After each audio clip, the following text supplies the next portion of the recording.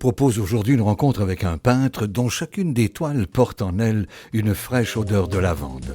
André Librex.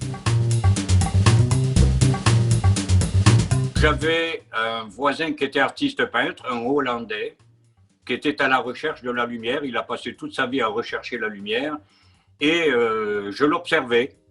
Je m'asseyais dans un coin de son atelier, je l'observais. Puis un jour, il me dit, écoute, ça t'intéresse?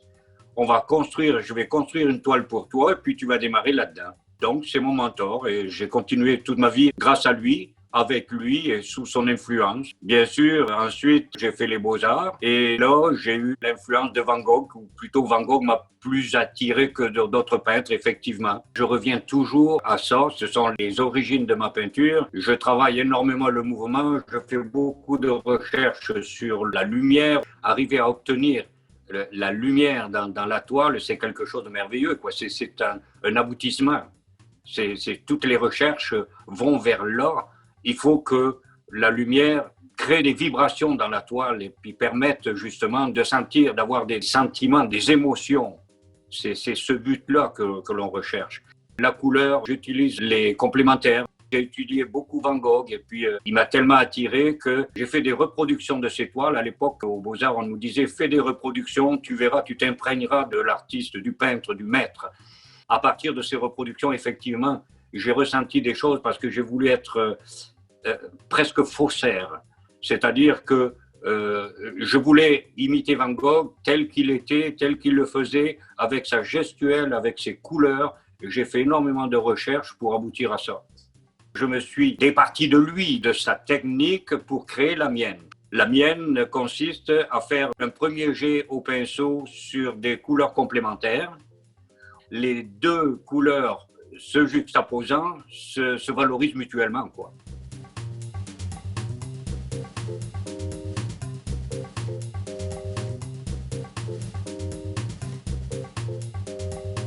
J'ai eu l'idée d'implanter la lavande au Québec pour attirer les gens sur ma peinture. Donc une originalité, quelque chose d'unique. C'était la première fois que quelqu'un plantait un champ de lavande au Québec.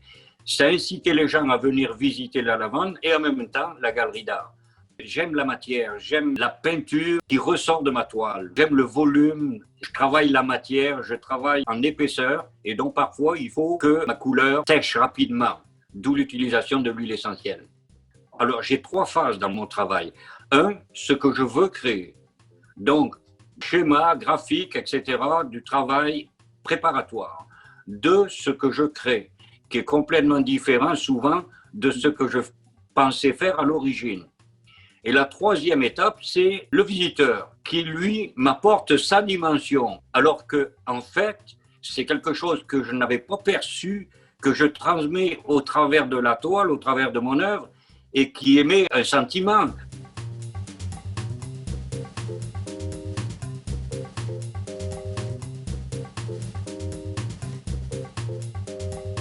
Je travaille actuellement beaucoup les ciels. Vous voyez la violence dans le ciel, vous voyez la colère, vous voyez la douceur, vous voyez la gentillesse, vous voyez l'amabilité, vous voyez tous les sortes d'humeurs de l'humanité sont dans le ciel.